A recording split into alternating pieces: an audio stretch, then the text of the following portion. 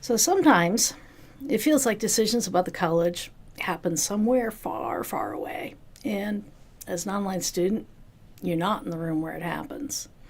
You might be out there juggling work and life, quietly checking off assignments, maybe even struggling a little bit, wondering if anybody notices. It feels like maybe the important conversations are happening without you. Well, at GCC, we like to do things a little differently. So today, you get a seat at the table with GCC's president, Dr. Craig Lamb. You'll hear his vision for the college, you get to ask your burning questions, and know that your voice truly matters. So we're grateful that he's taking the time to connect and listen and share what's ahead. I'm Loy from Online Learning, and this is Study With Me, Episode 12, Connect with the President.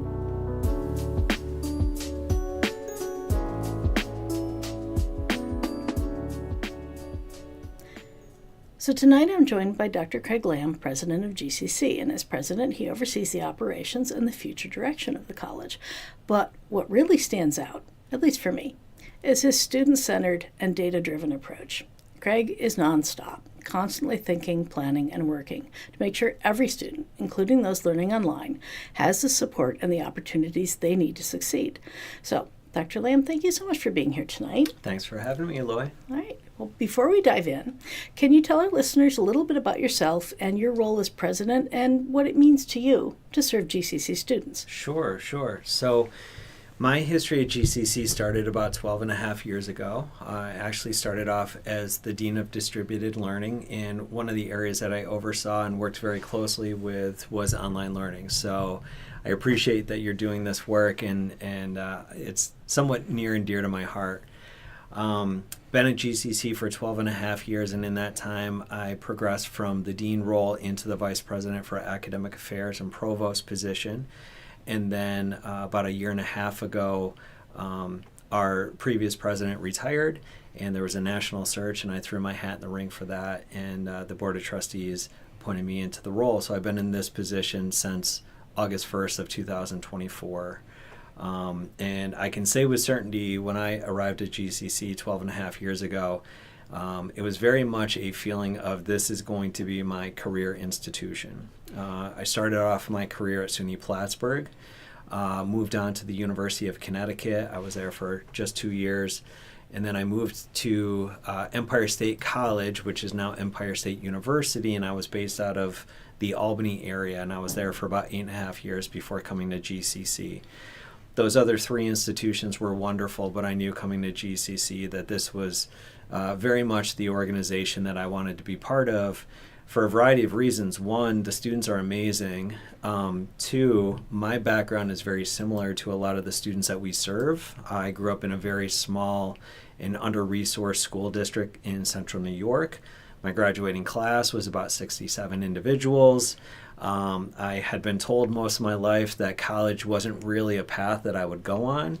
And, a couple teachers saw something in me that propelled me to go to college, and I got a lot of great support along the way. And I see that every day with our faculty and our staff. The time and the dedication that they give to our students is just amazing.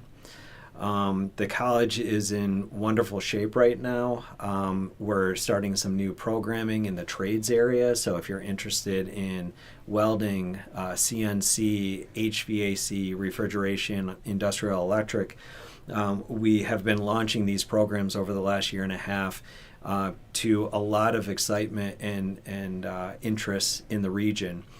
Students in the Glow region no longer have to travel to Buffalo and Rochester to get some of that training, so we're pretty excited about charting that path. But we're doing it in addition to what we're known for, which is our healthcare programs, our liberal arts programs, our business programs. They're all very strong, doing well. So we always want to emphasize this is not in place of, it's in addition to all the good things that are happening here. So so thanks for having me. Well, thank you. So I think you answered some of this already, but I know that a lot of individuals are curious, and a lot of our students are curious about, what you see as the current state of the college and where GCC is headed, particularly in these times. Yeah. So as a college president, you have to be thinking not just now, but about the future that we can't see yet. Right. And I wondered if you have anything else that you'd like to share about your perspective on how the college is doing right now and your vision for the future of GCC. Sure. So one of the exciting but also daunting tasks of a college president, and especially in the SUNY system, especially a SUNY community college, is making sure that you're making decisions today that are going to support the students of the future. We always want to be looking long term with a sustainable thought in our mind to make sure that we can continue to offer a high quality, low cost education to the students in the area and students beyond our area to serve them well going forward. Since I've been president and even before then, a lot of decisions that I make really trace back to how will this impact the students in one way or another.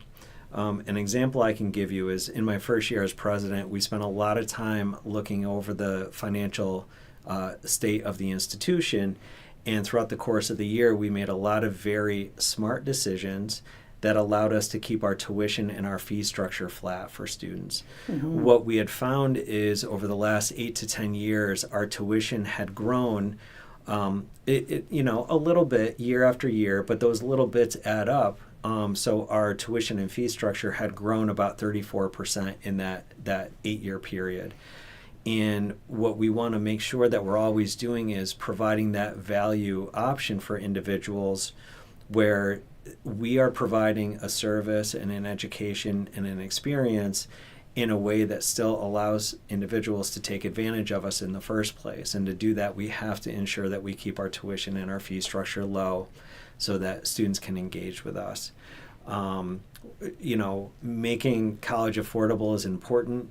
Making sure that our services and our facilities are up to date and modern is just as important. Last year, we also finished a facilities master planning process where we started mapping out a 5-year plan for how we're going to tackle some of our facilities needs. Mm-hmm. Some aspects of the campus are 55 years old at this point, and if you think of anything that is that old, roofs and plumbing and everything that you can think of comes into play with that. So, I will pivot from one meeting talking about academic retention initiatives and go right into a meeting talking about how we're going to tackle replacing the roof on the student union, or how we're going to buy some piece of equipment that we need to keep our infrastructure moving forward. The last piece is in that sustainability conversation, it's not just ensuring that we're doing everything today that can be replicated year after year after year. One of the challenges and the tasks that I issue to my vice presidents is to have them work very closely with their divisions to say, where is your particular area going and what do you need to be successful, or what do you need to serve our incoming group of students in a new or a different way? So we're constantly reevaluating what we're doing and how we're doing it, what software products we're using, what systems we're buying into, what equipment we're buying, and we're always asking ourselves the question, are we doing processes or engaging in protocols because it's easy or because it makes sense, or are we doing this because it's really the right thing to do based on the current climate and the students that we're working with? So continuous improvement, I know, is a phrase that we use here all the time, and while to some it might be viewed as somewhat cliche or cookie cutter, I think it's something that we truly believe in because we don't want to get stagnant or complacent. We always want to make sure that we're serving that wide variety of students that we're trying to educate. I have a picture in my mind as you're talking. I did a history project on this campus this spring, and it was a bit fun to go back and look at pictures of the campus. I mean, first of all, before there was a campus, when it was in a department store. Right. But when the campus first started taking shape, and you can still see that shape. Right. And yet you can see all of the things that have grown around that shape, and all of the changes internally. It doesn't look like the same college anymore. Right. Definitely up to date. Yeah. Well, with that said, I wanted to roll into our next segment. And we've got a few students that put questions forth in our, we gave them a form, an opportunity to put some questions forth so that, they could get those answered. And so I just want to shoot some student questions at you. Sure. Why not, right? Why not? Let's do it. Let's have fun. All right. So first question from the student is, how can the school assist students with learning ASL online? Students feels like they're getting some conflicting information and feels like it's hard to learn because there's not a deaf community near them and their particular class doesn't meet by Zoom. This is an interesting question because we have had this one come up before. Yeah. This is not the first time we've heard this question. Yeah. So what do we have or what will we say to the student who is learning ASL online? Yeah. So I'd probably respond to that question in two different ways. One is, I think your question would resonate with students in a variety of other classes where there's aspects of the class that require some sort of demonstration or you're seeing something visually and you're having to replicate it visually, or you're creating some product and you have to convey aspects of that product through a virtual medium. So in some ways, I think your question is very important because it really does move beyond the discipline of ASL and it moves into this environment where you're talking about cameras and microphones and lighting, and you're trying to intake information, you're trying to process information, and then you're trying to relay information back to the instructor to ensure that you're meeting learning objectives or you're getting a skill down in the appropriate way. So to zone in a little bit more on your specific question, I would say my response is always start with a dialogue with your instructor. Our online instructors, our face-to-face instructors, our hybrid instructors, they want you to contact them, drop into the office hours, send them emails, schedule phone calls, jump into a Zoom session really quick, and talk about all the good in your class, but also where are those pain points, where are some of those barriers or areas that you might be running into some troubles so that the instructor can find a way to bridge some gap there. I can imagine with an online ASL class, you're trying to elicit from the screen something very important that you would have to then replicate to your instructor. I would have to imagine that instructor would be available to jump into a virtual meeting, a Zoom or a Teams meeting, so that you could both turn your cameras on at the same time and you could sort of practice live with your instructor and just kind of see how that goes. We know that online learning is great in all of its forms, but we also know it's tricky at times when you're trying to replicate something that is very easily done in the classroom. And technology has brought us forward in a lot of different ways, but it's not seamless, it's not perfectly aligned yet. But I think that's where you really want to lean on that instructor to say, hey, what's your schedule look like for the next couple of days? Could we jump in a Zoom for a few minutes so that I can demonstrate to you what I think I'm getting out of this to ensure that I'm getting everything out of that particular section of your class that I should. That's a great answer. And I can vouch for a lot of our instructors, well, just about all of our instructors. Yeah, no, I'm going to go ahead and say pretty much all of our instructors. You ask them for a Zoom meeting, and if you don't get an answer, it's usually your email went to spam, but we can fix that. Right. They're there to help you. Yeah. Okay. So let's jump to our next question, and this comes from a nursing student who says, I am a student who is considered minority, recent graduate from nursing department with LPN experience, and chose a community college due to price and resources. And my time there over the course of 2 years, I did not experience any cultural diversity in my instructors. Specifically in the nursing department, there was nobody who looks like me.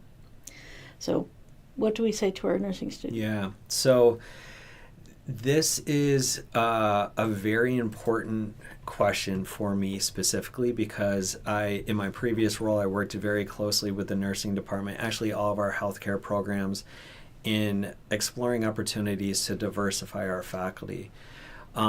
We have done a lot of, I'd say, broader canvassing whenever we have a faculty position to get as a diverse a pool as possible to consider coming to GCC and teaching courses for us. Unfortunately, nursing is an area that even prior to COVID has been an area of very high faculty turnover, because not only are we competing with finding qualified instructors with some of the other nursing programs in the region, we're competing with the workforce right now, where and this is a New York statewide issue right now. A lot of nursing faculty are actually returning to practice. They're going back to the hospitals. They're going into school settings to be a school nurse. They're going into agencies and organizations, because right now, an RN, someone who holds a BSN and MSN, healthcare facilities are paying wages to offset the need for traveling nurses, which means that we have some instructors that are seeing job opportunities where they might be able to work a weekend shift, and that would be actually more than what they would make being an instructor at GCC. So both in Western New York and pretty much everything above Westchester County in the state, nursing programs in SUNY have been struggling just to staff their nursing programs with faculty. So while I would love to diversify our nursing faculty, it's some days it's tricky just to make sure that we have sufficient qualified nursing instructors on staff to deliver our courses. Doesn't mean that we're not giving up, though. We're still working very diligently toward this.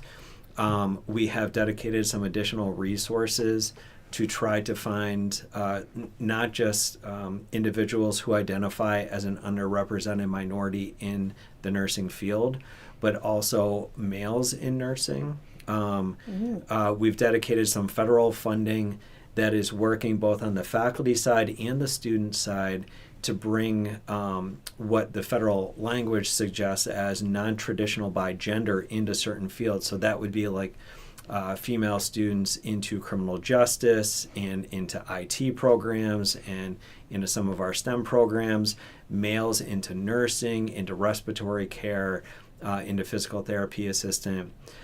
So we're working on it, and I wish I had a better answer for you.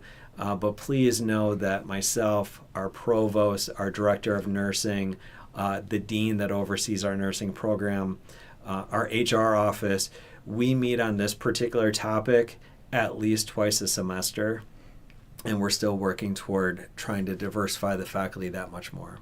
That sounds like a tough nut to crack. Yes, very much so. All right. All right, well, let's move on to the next student. And this one, I had to giggle a little bit. It said the science part of the main building on the third floor is always cold. Students are in class with full coats and hats due to the temperature. Is there anything we can do to fix this? There absolutely is something that we can do to fix this. And Loy was kind enough to share a couple of these questions ahead of this recording. And I've already alerted our buildings and ground staff to this. But if there's any students that listen to this podcast in the future, and if you find any aspect of campus being uncomfortable in any environmental way, whether it's too hot, too cold, poor lighting, too much noise from some other activity that might be occurring on campus, your best point of contact is always your instructor. You can always contact your student success coach or your advisor, and we will make sure that that information gets relayed to our buildings and ground staff. I'm hoping that this was a short-term issue. We did have a very massive HVAC renovation project about a year and a half ago, but we're still working out the kinks in some areas and seeing how we just moved into some of the colder weeks of the semester.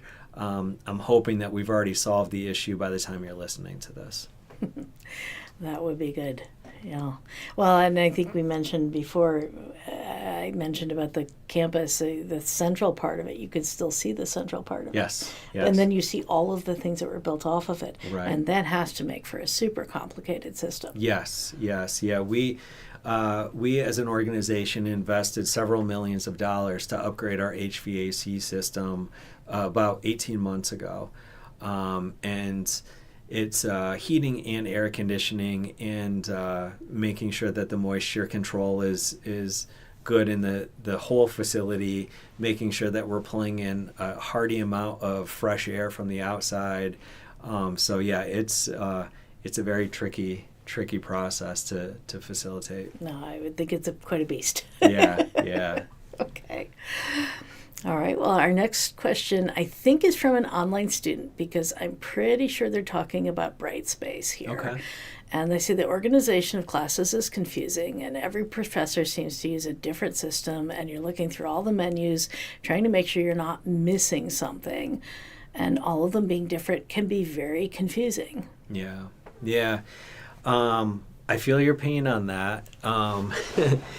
So I guess I would answer your question in a couple different ways.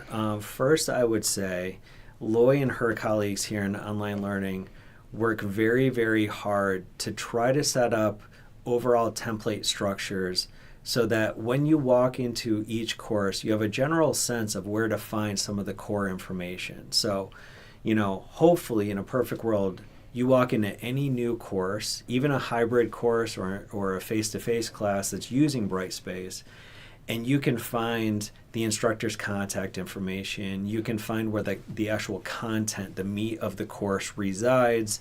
You can find any links to your books, your materials, things like that. And hopefully they reside on that page in similar ways. As you can imagine, though, different faculty in different disciplines approach their content in a variety of different ways. I can think of one biology instructor who utilizes dozens, if not hundreds, of videos to help supplement some of the written text that is in the course. We have a music instructor. Obviously, there's a tremendous amount of audio files that are built into the class. History instructors, they use a lot of imagery and maybe not as much video and audio. And while you might have consistency in the overall template of the course, once you cross those doorways into that next step, you might find courses that look and feel a little bit different. What we always try to impress upon students is just like classrooms are going to look and feel a little bit different depending on where you're going on campus, we never want you to feel like you're lost in any way.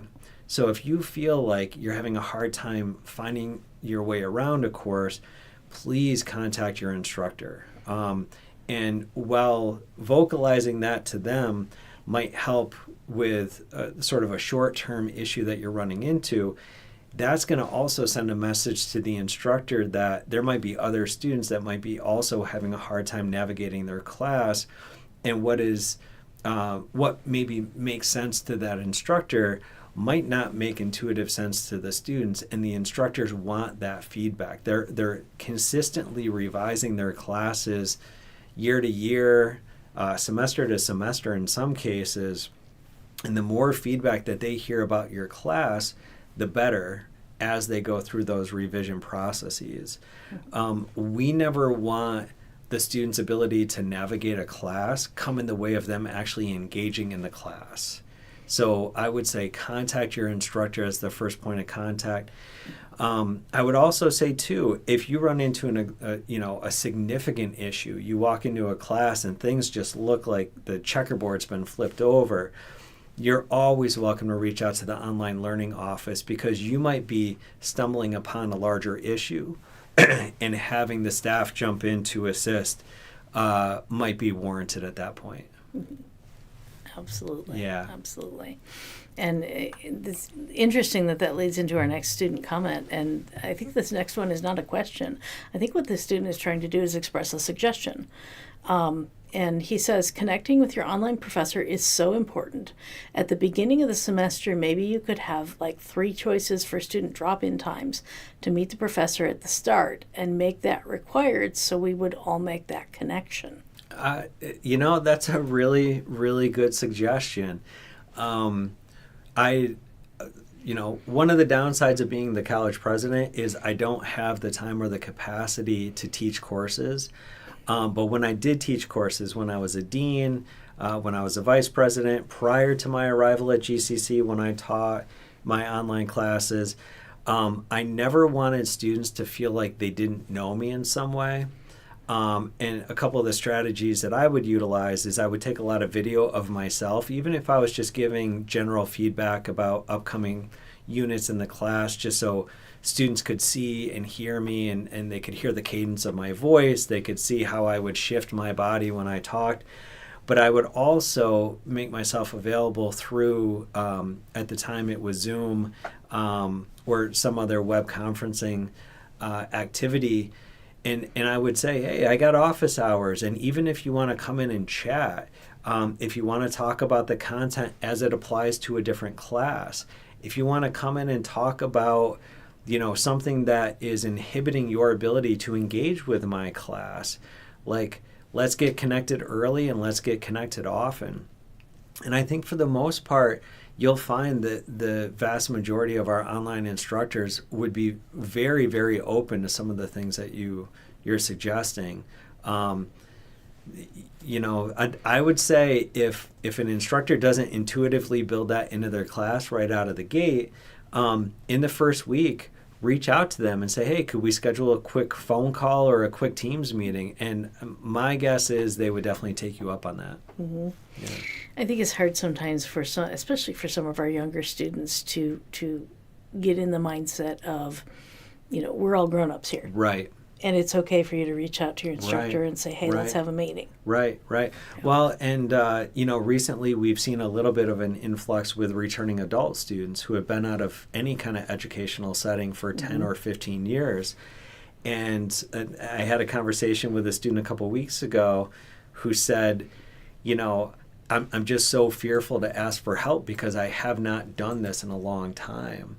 And it's almost this notion of like, oh, I don't want to bother somebody or oh, I'll figure it out eventually. And it's really just the opposite. It's like we want to break down those barriers so that any new student to our environment, whether they just graduated from high school or they're coming back to education after, maybe going out to the workforce for a while, they feel comfortable reaching out and having those connection points. Mm-hmm.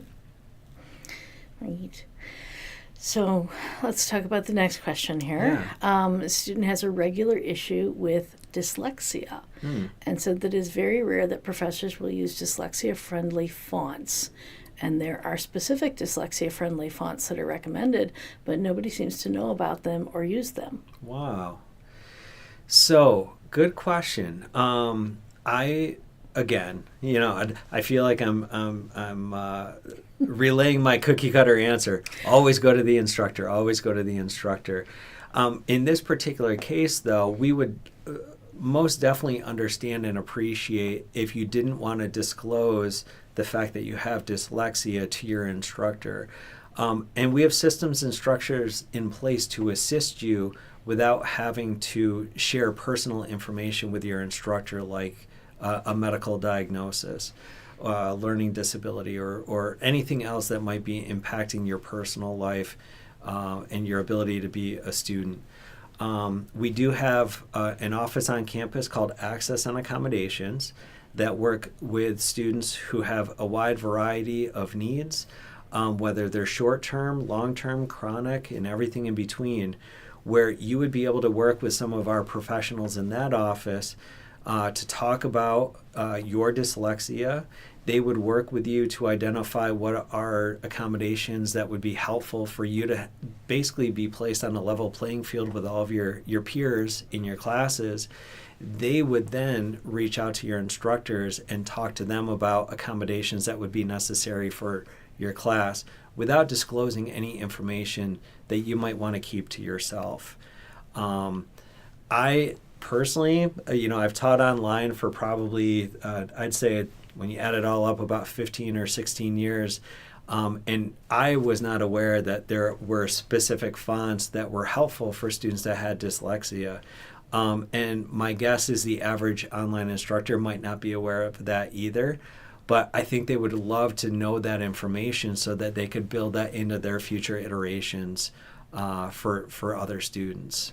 So again, if you don't feel comfortable talking with the instructor, Access and Accommodations is definitely the office to go to, and they can help facilitate that work for you. Oh, that is awesome. And actually, yeah, I don't know the 3 specific fonts that are recommended for dyslexia.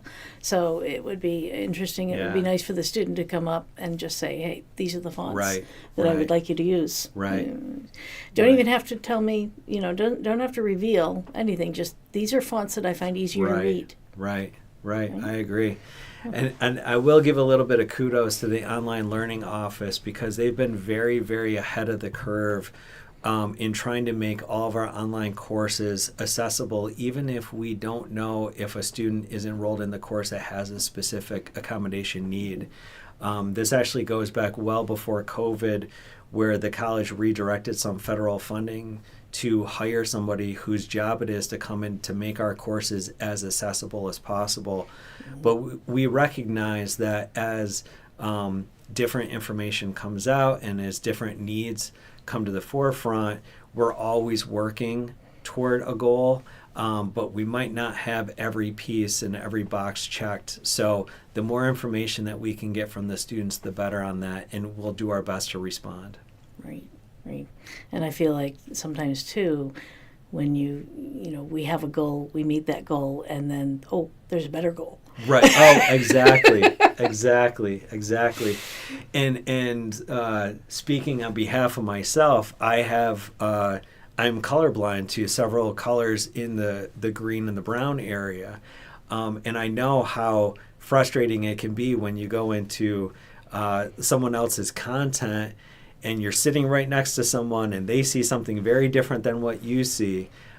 So it's critical for the learning process to occur in a safe and efficient way to make sure that all those structures are in place to help you be able to engage in the content. Right.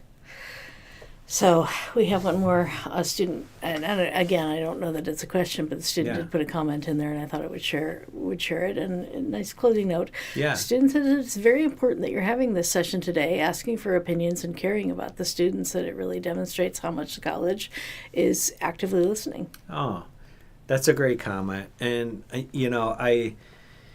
when I stepped into this particular role, I really wanted to make sure that students had access to me. And I am happy to share it on this podcast. After today, if folks have questions, if they have concerns, if they have ideas, if they have recommendations and suggestions, President's Office at genesee.edu is always a great place to send that information to you or to me.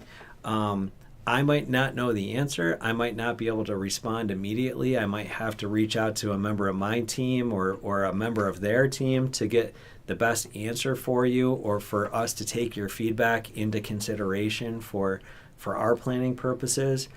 But I've tried to do as much work as possible to make sure that students have direct contact to me, because that's going to help me be a better president and help me work with my leadership team in the best way possible.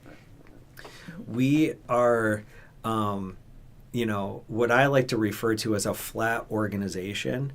Yes, there's reporting lines and Loy has a supervisor and that person has a supervisor and reporting chains and ways of operating and structures.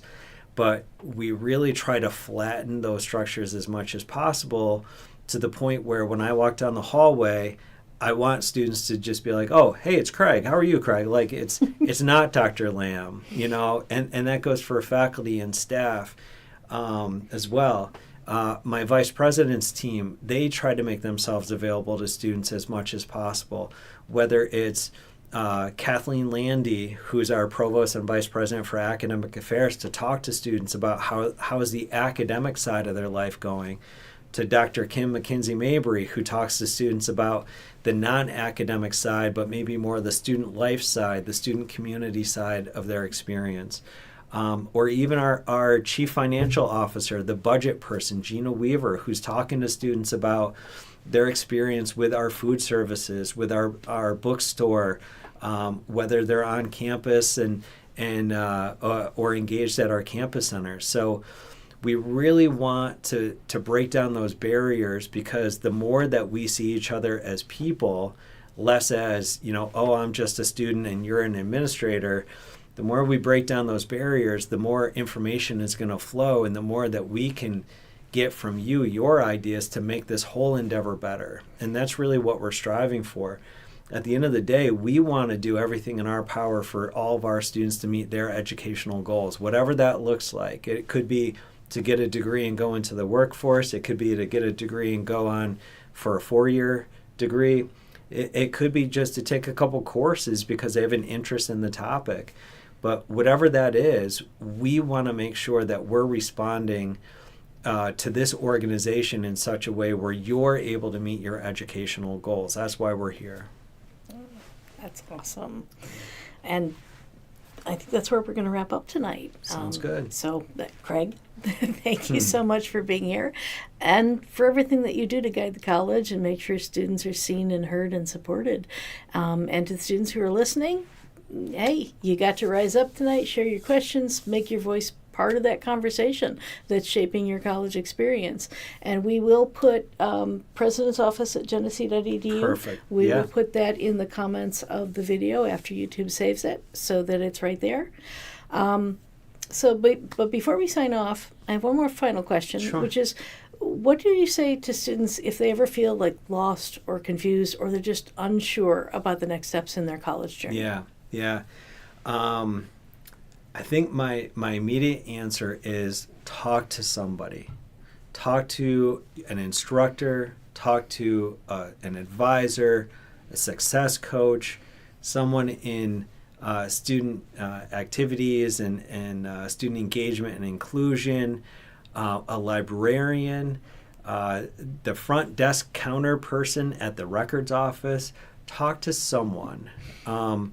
I know how hard it is to be a college student. I know how hard it is to be a working adult and going back to school. I did that with my master's degree and my PhD, where I was working full-time as I was also a student. I understand the dynamics and the challenges that people face. I appreciate when life is going along swimmingly and your studies are great, and then life throws you a curveball, whatever that curveball might be. We will help you find a way to overcome the barrier, but you got to reach out. That is the one piece of advice I would say. So if you're worried, if you're feeling lost, if you're feeling confused, talk to someone at this organization.